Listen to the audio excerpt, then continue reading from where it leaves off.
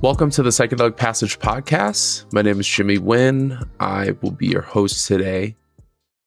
Really great to be here with you all. You know, I've been thinking about over the past year and change, maybe 15 months, that we've been doing this podcast. It's really felt like we've had this opportunity to have this dialogue with our audience and our listeners and our viewers. And I hope that it really feels that way for you, that you're getting information and hearing conversations about things that aren't always talked about. I think in the excitement around psychedelics. And so just a big thank you to our listeners and the folks who support us. And I hope that anyone out there who comes across our podcast gets some type of value, some type of actual information, maybe even just spurring a curiosity or a question, maybe take away a question that you didn't think about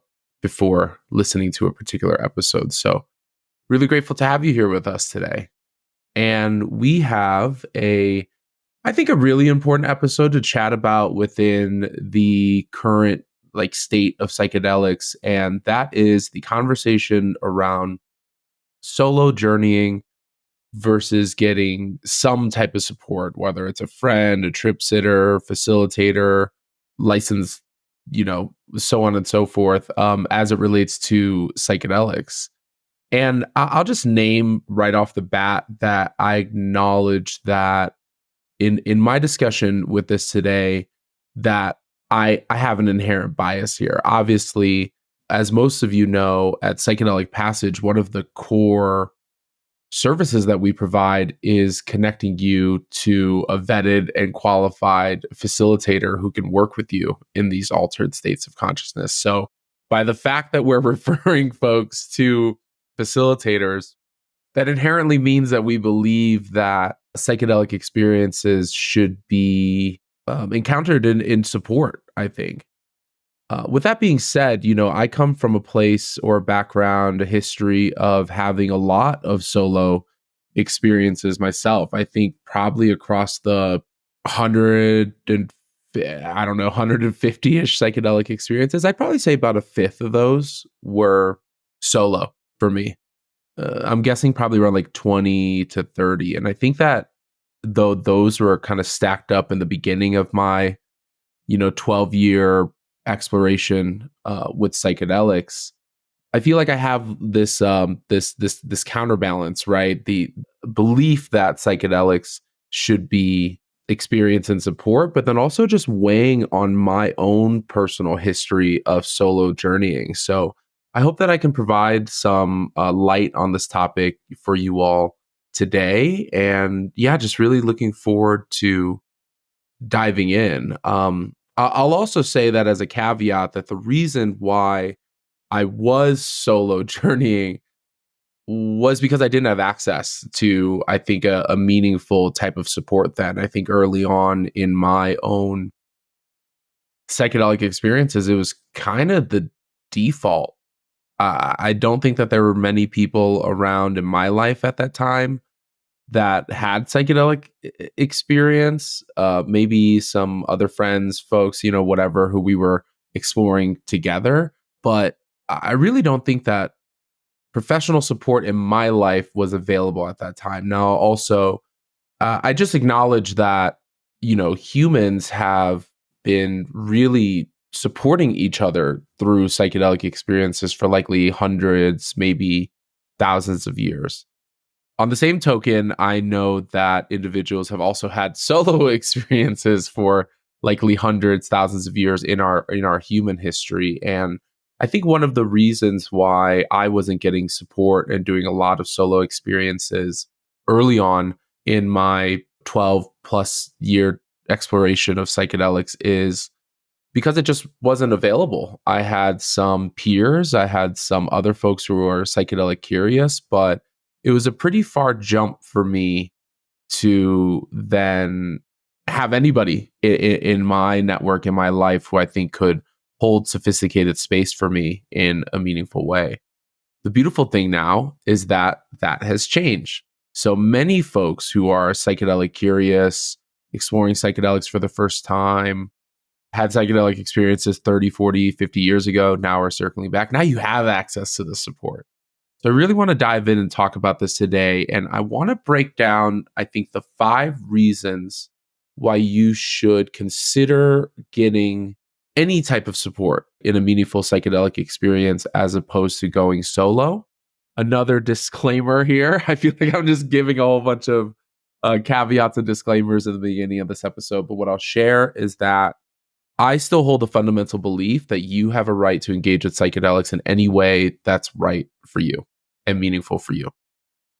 And so if you're feeling an intuition or a calling to do a certain thing or conduct a certain way or work with a certain person or work with a certain medicine, I really, really support that. My goal is to give you just some things to think about, some considerations, some questions to ask yourself, some thoughts around this so you can make an informed decision that's best for you. And so with that, let's dive into this list. We're going to talk about 5 reasons why getting support in a psychedelic experience may be more beneficial to you than solo experiences. And the first one that I'd like to talk about is set, when we're talking about set and setting. Really talking about like your mindset. And I think that there's a couple of areas here that I want to chat about. I think that no matter what, at least for me, I always get a little bit of apprehension, some butterflies, some nervousness anytime I'm going to engage in psychedelics in a meaningful way. And I think that the difference that I've found when I've moved into solo experiences versus an experience in the presence of other folks is just having a sense of assurance that there's going to be somebody there to support. You know, there's a lot of conversation about psychedelics being these non-specific amplifiers. There can be these things that are brought up to the surface. And when I'm in a mindset of going into a solo experience, it's almost like I'm getting ready for battle. It's like I have like my gear and my armor, my survival gear on. I'm like, it's just me and me out there. I better have all of the things that I need around me to navigate the experience. And though I think that's a healthy mindset, I do think that sometimes that can take away from the depth of your experience. You know, a lot of times when I'm talking about that solo journey mindset, it comes from fear. It comes from fear for me. And so having somebody there just gives me this little bit of assurance, like, okay, mentally I'm preparing to know that there's going to be somebody there. There's going to be somebody to support me. I think that this gives me almost this feeling and permission to go a little bit deeper into my experiences, especially around content that might be discombobulating, bewildering, confusing, or even content that brings up a lot of emotions and feelings and that type of energy. I think just having this mental ability to focus on or to focus your awareness on the experience obviously has a lot of benefits. And I also think that the real thing for me is that when there's somebody in the presence of a psychedelic experience who I know is there to support me, it almost in a way gives me like this anchor or this tether for me to connect to. And when we talk about container work in psychedelic experiences, meaning all of the events that have led up to a psychedelic experience, all of the thoughts, beliefs, all of the things that you're bringing into the psychedelic experience, the presence and energy of a facilitator, of a supporter, is a huge, huge component of that container. And so whether I'm drifting off into something beyond me in an expanded space, or if I'm burrowing really, really deep into something that is a part of myself that needs some exploration, I sense that like having a facilitator there gives me somewhat of like a lifeline, gives me this ability to be like, okay, I can go deep into this experience and know that there's somebody back there in sober default reality that I can lean on, that I can get some orientation with, that I can use as that anchor or as that tether.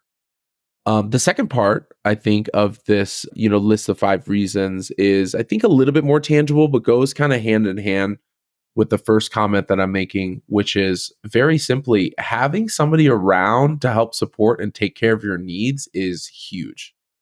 And I don't think that this actually gets enough credit because little small things, I was also going to say silly, but they're not silly because taking care of your needs is super important in psychedelic experiences. But things like filling up water, reminders to check in with your body, getting support to get up and go to the bathroom.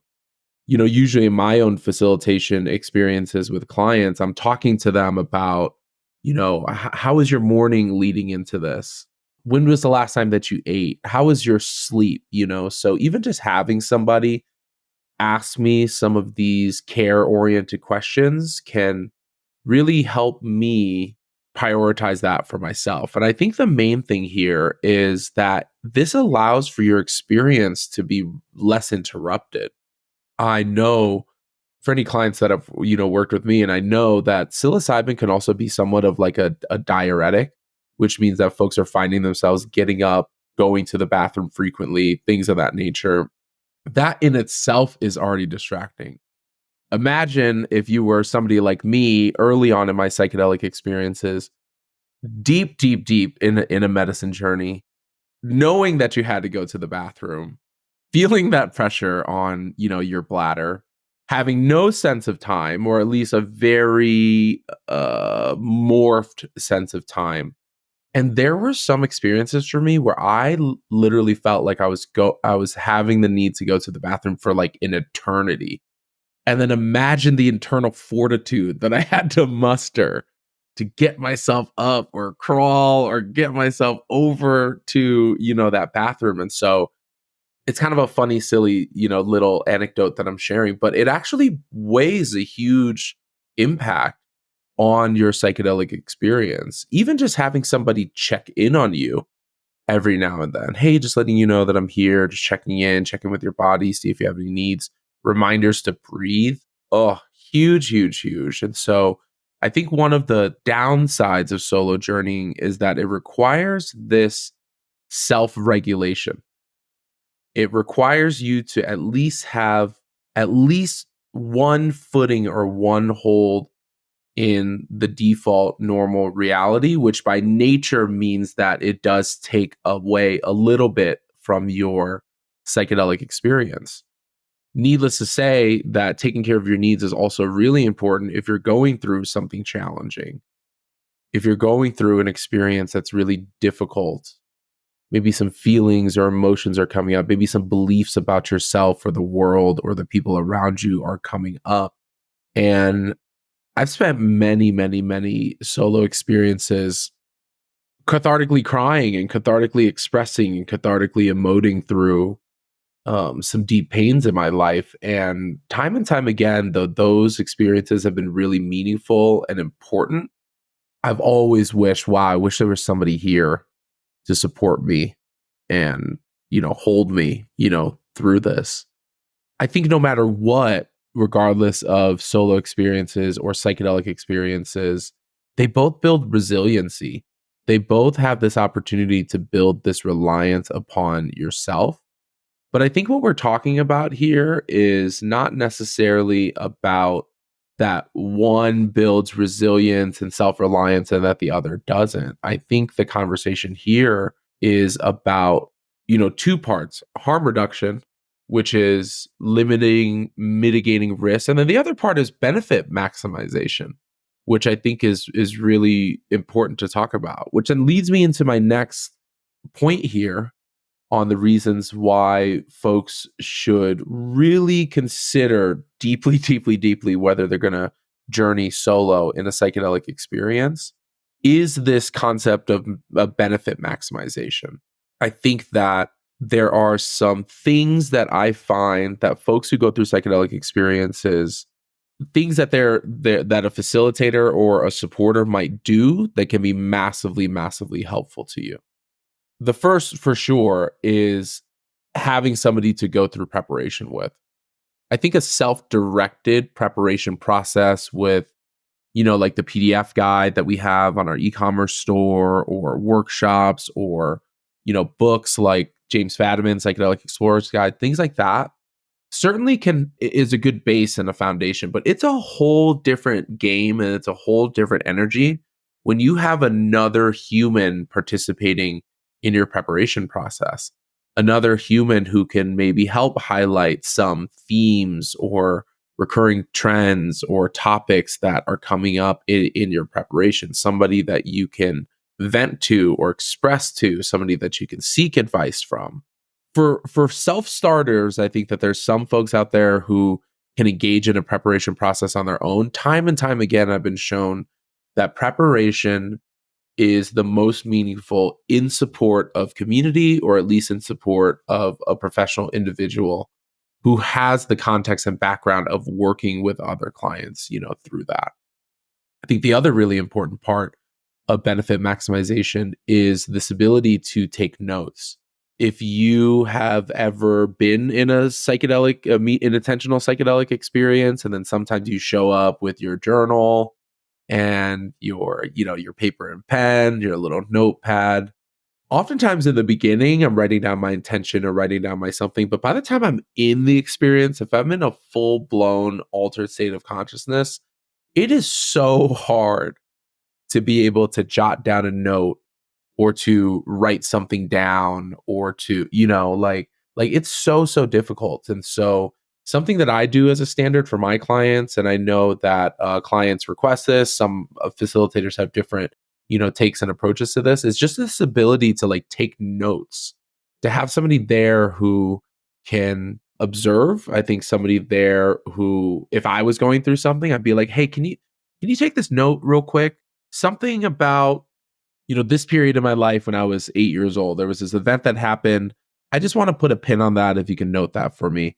And then that allows me to return back into my experience. And so I think this level of like, what I would call like documentation, this level of ability to not be the only one to be the scribe of your psychedelic experience goes a far way. There's also a caveat to this in integration, where we humans are storytelling biased creatures. So, of course, the observation, the story that your supporter has about your psychedelic experience will be different than yours. They're not a first person who can, firsthand experience all the things that you are experiencing. And so, in my integration work with clients, I'm very, very careful on not overwriting their stories and their narratives with my own opinion, beliefs, and recollection and perspective on the psychedelic experience. So I just acknowledge like this isn't like, a perfect dynamic.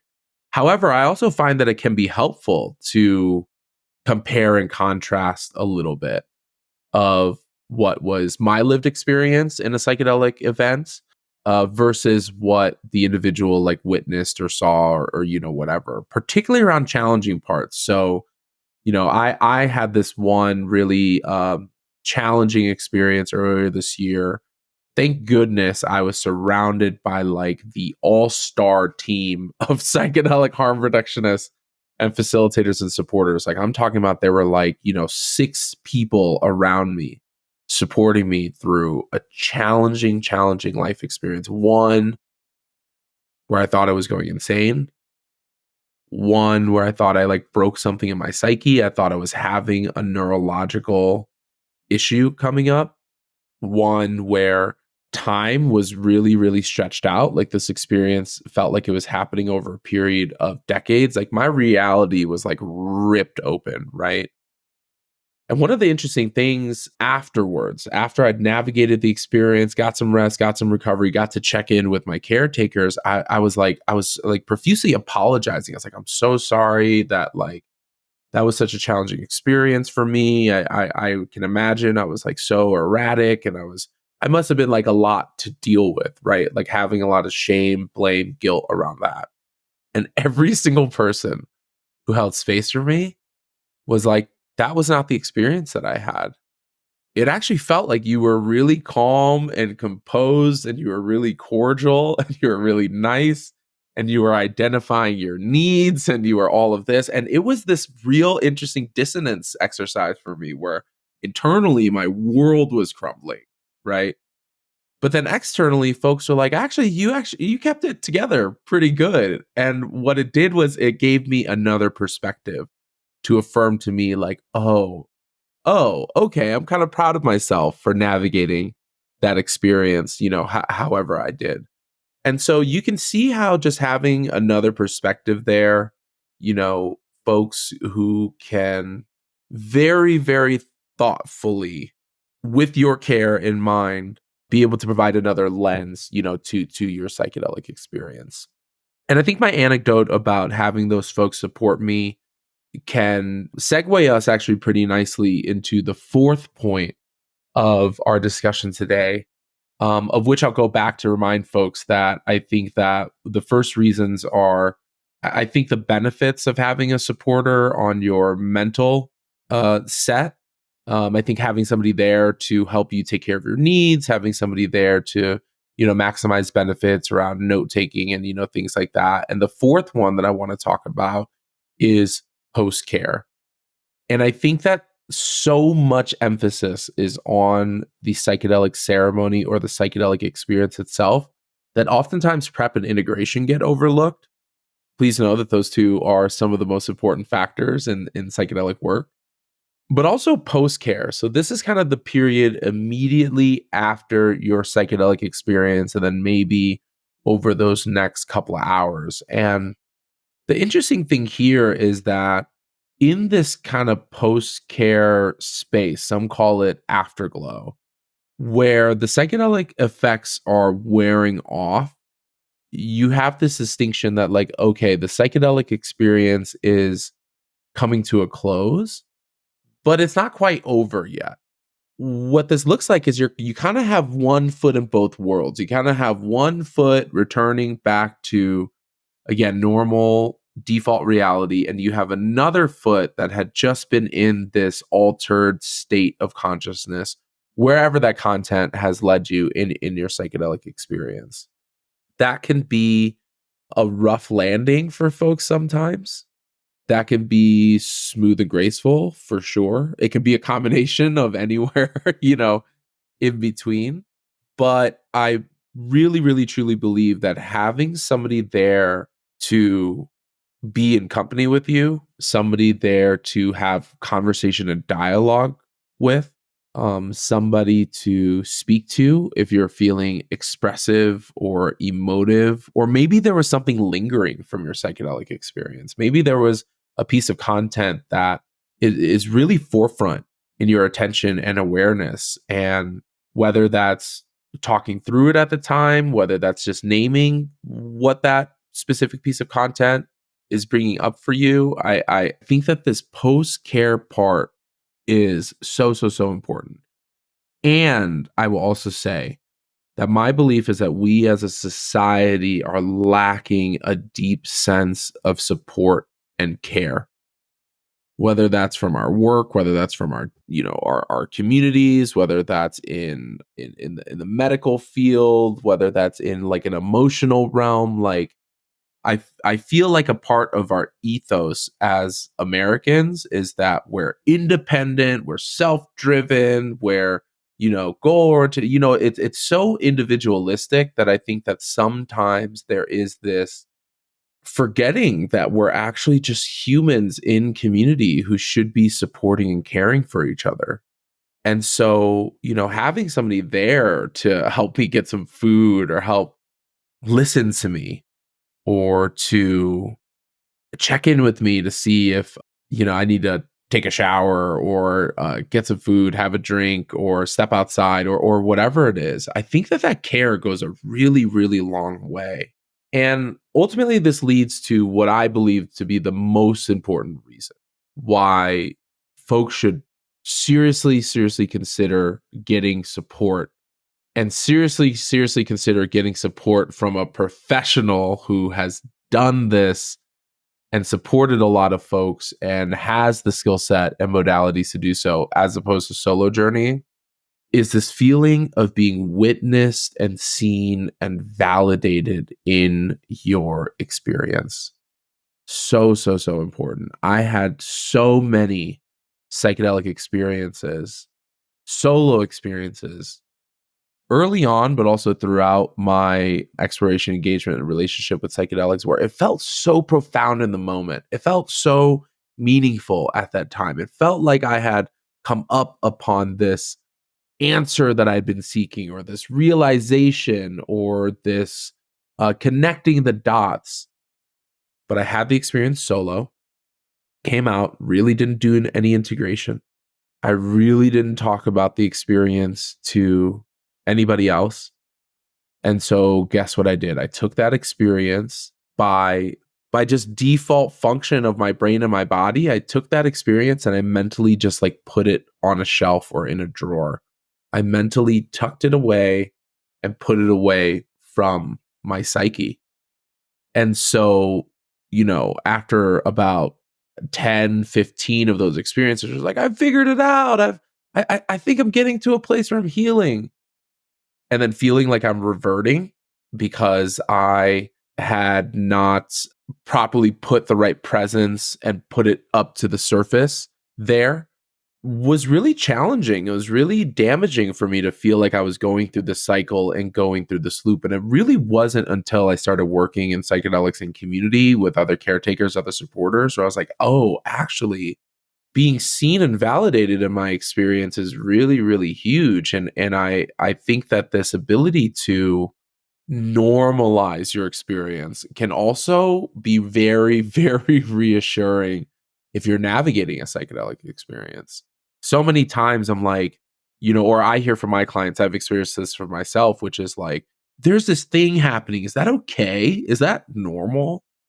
Whether that's me having a leg shaking somatic experience, or me being really vocal, making all types of, incoherent noises, or me having all of a sudden this immediate shift from joy, laughter, and love to like pain and suffering and despair, and just being around somebody who can say, hey, that's okay.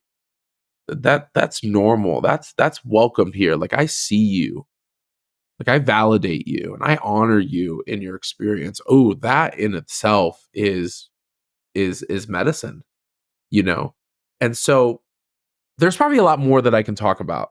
And again, I think that anybody has a right to engage with psychedelics in whatever way possible. Not everybody has a privilege to go through hundreds of psychedelic experiences as I have. I also acknowledge that not everybody has a privilege to go and seek a professional. And I do hope that this is a world where that becomes more available, that becomes more accessible to folks of any background, any background. And honestly, if some, poor kid like me from the south side of Chicago who came through a really like abusive and traumatic childhood can now be in a seat of supporting others, can now be in a place of helping others find that meaningful care through psychedelic experiences, I have a really strong feeling that this type of support is way more accessible to you than you think. And so I hope that this conversation is bringing up some questions, bringing up some thoughts for you. And if you have further questions, obviously you can reach out to our concierge team. We have dedicated folks there to literally be a human in support to answer your questions. And I also hope that this is a meaningful conversation in the context of, the psychedelic landscape. I think that one of the there's a lot of positives, I think, to psychedelics being more in mainstream, getting a lot of buzz and attention. But one of the downsides is this thing that I talk about, which is psychedelic cheerleaderism. It's almost like psychedelic bypassing. Oh, that's an interesting term. Psychedelic bypassing, where it's like, let's only focus on all the good things, all the benefits, all the healing, all the stuff from psychedelics. But as with anything in life, there are pros and cons. There's the good and the bad. There are elements of light and elements of shadow in anything in life. For sure with psychedelic experiences. And so one of the goals that we try to do here on this podcast, the Psychedelic Passage Podcast, is let's actually talk about the conversations that are important to the psychedelic space, to the psychedelic boom, that maybe people aren't really talking about or aren't, considering. So thank you for being here with us and joining us on this episode. And that wraps up our episode today. You can find episodes of the Psychedelic Passage podcast anywhere you get podcasts, Apple, Spotify. We post our videos on YouTube. We post some of our snippets and reels on Instagram. So plenty of ways to engage with us. I just have so much deep thanks to our listeners in our community for, being here on this platform. And I hope that you are finding that value and finding that support in whatever way that you choose to engage with us. So thank you. Have a great week. And we look forward to seeing you next time.